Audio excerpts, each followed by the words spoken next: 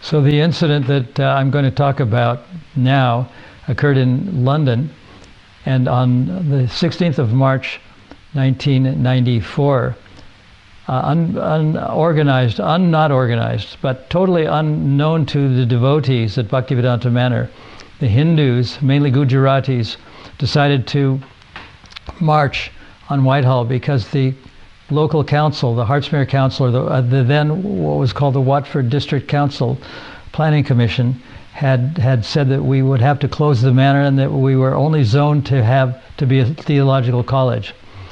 So on that day, the 14th of March 1994, 36,000 Hindu people, mostly Gujaratis, converged on the underground train station called Holborn. Holborn is very near to Whitehall and Downing Street.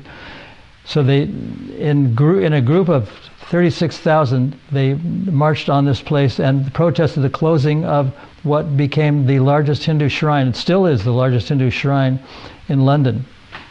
And I saw videos of I wasn't there, but I saw videos of the protest, and there were instances of policemen carrying elderly Indian Madhajis away from the protest.